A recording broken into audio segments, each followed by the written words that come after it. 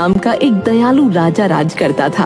उसकी प्रजा उससे हमेशा बहुत खुश रहती थी, लेकिन उसके ठीक विपरीत उसका बेटा ध्रुव बहुत बिगड़ा हुआ था।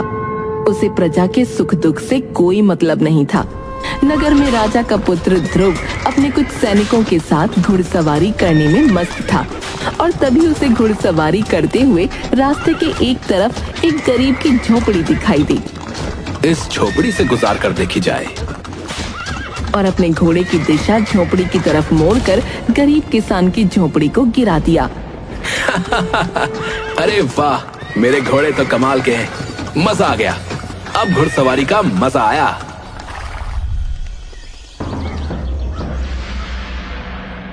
अगले दिन राजमहल में। क्या बात है मंत्री, ये शोर कैसा हो रहा है? महाराज, एक आदमी अंदर आने के लिए दरबान से लड़ रहा है। अरे, अब ऐसा क्या हो गया जो वो इतना तड़प रहा है? उसे अंदर आने दो।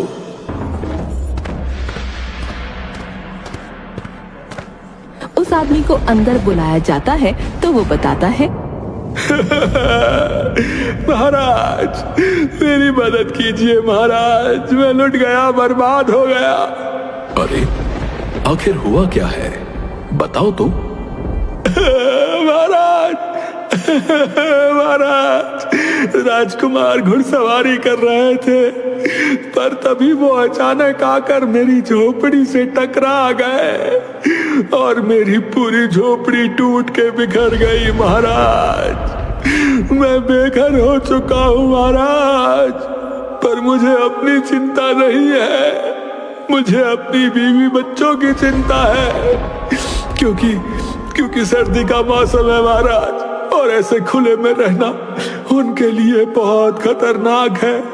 वो मर जाएंगे महाराज, वो मर जाएंगे, मेरी मदद कीजिए महाराज। मंत्री, राजकुमार को बुलवाओ। तुम चिंता मत करो, हमारे होते हुए अन्याय नहीं हो सकता, तुम्हें न्याय मिलेगा। राजकुमार को बुलाया जाता है।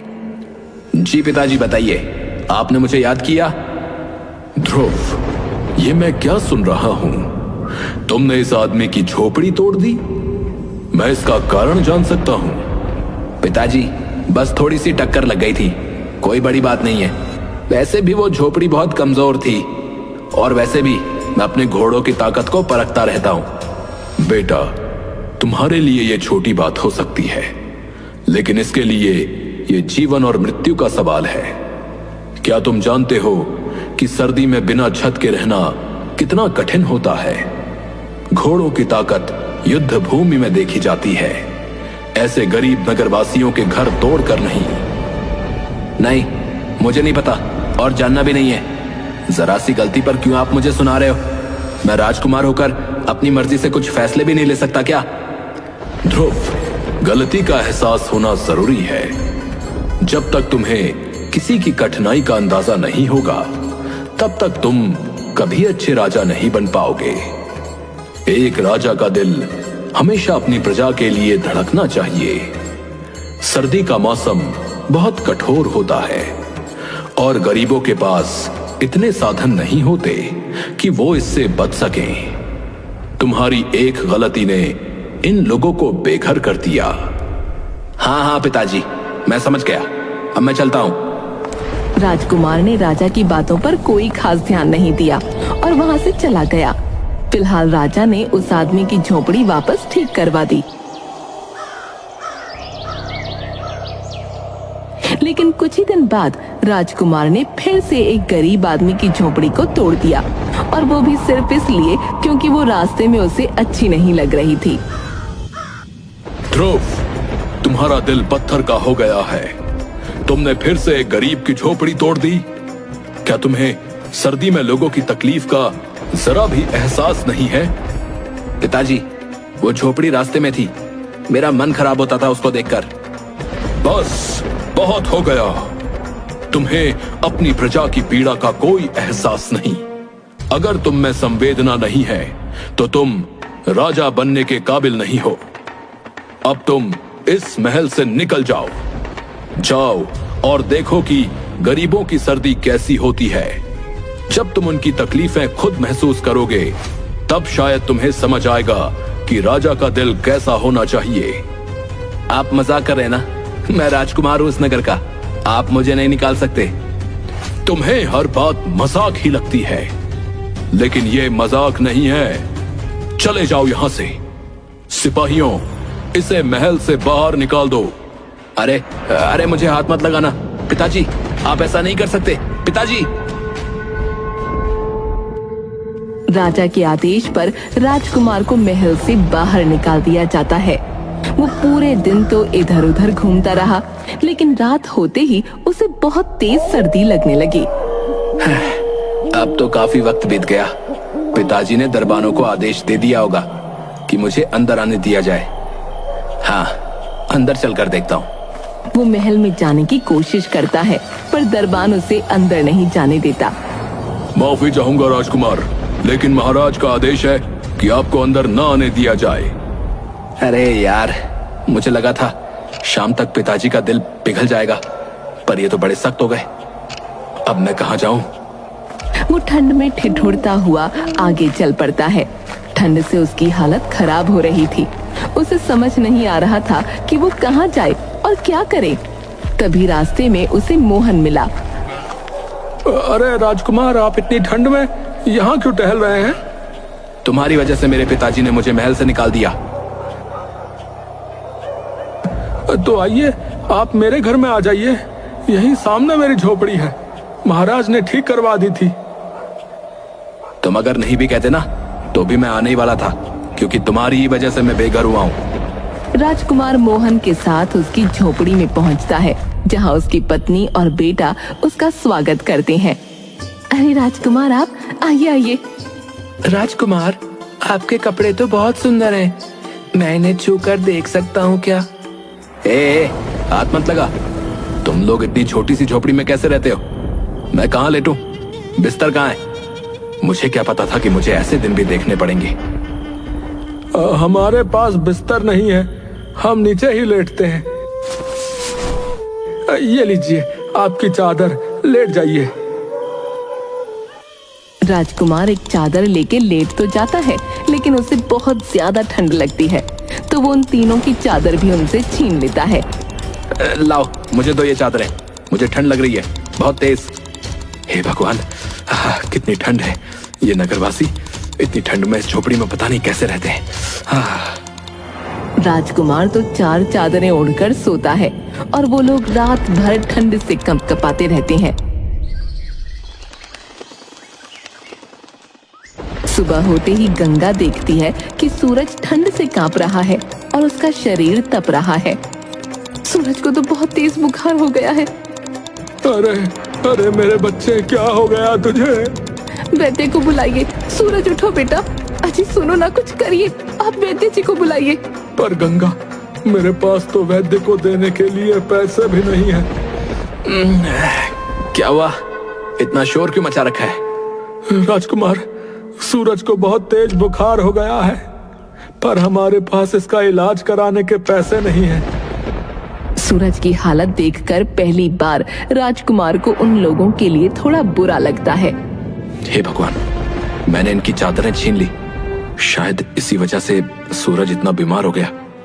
वो अपना हार उतार कर मोहन को देता है और कहता है, अब ये हार ले लो, इसे बेचकर सूरज का इलाज करवाओ। राजकुमार, ये तो बहुत कीमती है। हाँ, पर ये सूरज के जीवन से ज्यादा कीमती नहीं है। जल्दी जाओ, वैद्य को बुलाओ, और हाँ, बाजार से कुछ कंबल और बिस्तर भी खरीद लेना। राजकुमार, आपने हमारी जान बचा ली, भगवान आपका भला करें। मोहन सूरज का इलाज करवाता है और साथ ही कुछ कंबल और बिस्तर भी ले आता है। अगले दिन राजा राजकुमार से मिलने आता है। ध्रुव, अब कुछ समझ आया कि नहीं? महल की याद आ रही है? मुझे महल की कोई जरूरत नहीं है, मैं यहाँ ठीक हूँ, आप जा सकते हैं। ये घमंड सही नहीं है ध्रुव, पर ठीक है, जब तक तुम्हारा मस्तिष्क ठीक नहीं होता यहीं रहो। धन्यवाद, पर मैं अपनी जगह पर खुश हूँ। राजा वापस महल लौट जाता है। उसी रात अचानक एक भयानक तूफान आता है। हवा की जोरदार आवाज से झोपड़ी हिलने लगती है और कुछ ही पलों में झोपड़ी टूटकर बिखर जाती है। मोहन, उसकी पत्नी, बेटा और राजकुमार सभी खुले आसमान के नीचे ठंड से कांपने लगते हैं। हे भगवान, अब हम क्या करेंगे? ये रात कैसे गुजारेंगे? माँ, बहुत ठंड लग रही है। गंगा, हमारे हाथ में कुछ भी नहीं है जो कर सके। अब बस इस रात को किसी तरह काटना होगा। ये ठंड इतनी कठोर है, कैसे सहते हो तुम लोग इसे रोज? हम तो जैसे तैसे हर रात गुजार लेते हैं, लेकिन आज की रात तो बहुत भयानक है। मैंने जब इन लोगों की झोपड़ी तोड़ी थी तब भी तो इनकी रात ऐसे ही गुजरी होगी ना। हे भगवान, मैंने क्या कर दिया था? जैसे तैसे सुबह होती है, लेकिन रात की सर्दी ने सबके शरीर को झकझोर कर रख दिया था। राजकुमार अपनी मोतियों की माला उतारकर मोहन को देता है और कहता है, मोहन, ये लो, इसे बेचकर झोपड़ी को ठीक करवा लो। धन्यवाद राजकुमार। धन्यवाद तो ठीक है, पर तुम लोग ऐसे कैसे जीवन काटते हो? गरीब का जीवन ऐसा ही होता है राजकुमार। आप तो पहली बार गरीब की सर्दी देख रहे हैं। हमारा हर मौसम ऐसा ही है, कष्टों से भरा हुआ। मोहन उस माला को बेचकर झोपड़ी सही करवा लेता है, लेकिन कुछ ही दिन गुजरते हैं और उनके घर में खाने का सब सामान खत्म हो जाता है। मोहन, घर में अब कुछ भी खाने को नहीं बचा है। सर्दी ने तो हमारी सारी उम्मीदें छीन ली। हाँ गंगा, बर्फ के कारण खेतों में कोई काम नहीं हो पा रहा है। लकड़ी काटने का काम भी ठप पड़ा है। इस ठंड में कोई पेड़ काटने नहीं जाता। अब क्या होगा? यह वक्त भी गुजर जाएगा, बस हमें सब्र रखना होगा। मोहन, मेरे पास अब सिर्फ ये एक अंगूठी बची है, इसे बेचकर कुछ खाना ले आओ। राजकुमार, आप इतना कुछ दे चुके हैं, ये अंगूठी मत दीजिए। मोहन, ये समय सोचने का नहीं है, जाओ इसे बेचकर खाने का इंतजाम करो। मोहन अंगूठी बेचकर खाना ले आता है। 1-2 हफ्तों तक वो खाना चलता है, लेकिन फिर सब कुछ खत्म हो जाता है। अब न मोहन के पास कुछ बचा था, न ही राजकुमार के पास। अब तो खाने को भी कुछ नहीं बचा।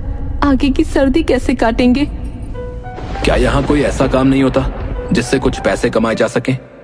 यहाँ तो इस सर्दी में कोई काम नहीं होता, पर शहर में कुछ काम मिल सकता है, लेकिन वहाँ जाना आसान नहीं होगा। मोहन, हमें कुछ तो करना होगा। चलो हम शहर चलते हैं और वहाँ काम ढूंढते हैं। राजकुमार और मोहन शहर जाते हैं, जहाँ उन्हें मेहनत मजदूरी का काम मिलता है। ये राजकुमार के लिए पहली बार था कि उसने अपने हाथों से काम किया हो। दिन भर की मेहनत के बाद वो इतना थक गया कि उसकी हालत बेहद खराब हो गई। मोहन, मैंने कभी सोचा नहीं था कि काम इतना कठिन हो सकता है, लेकिन जब अपने मेहनत के पैसे से खाना खा रहा हूँ तो दिल को बहुत ही सुकून मिल रहा है। हालांकि दिन भर की थकान और सर्दी की वजह से राजकुमार को अचानक तेज बुखार हो गया। वो तड़पने लगा और उसकी हालत बिगड़ती चली गई। मैंने तुम सबके साथ बहुत बुरा किया है। अब मुझे समझ आया कि तुम लोगों पर क्या बीतती है और तुम्हारे बेटे ने बुखार से तड़पते हुए क्या महसूस किया होगा। मोहन, मुझे माफ कर दो। इतना कहते ही राजकुमार बेहोश हो गया। फिर जब उसकी आंखें खुली तो उसने देखा कि वो अपने महल के नरम बिस्तर पर लेटा है। मैं यहाँ कैसे पहुंचा? बेटा, मैंने हर समय तुम पर नजर रखी थी।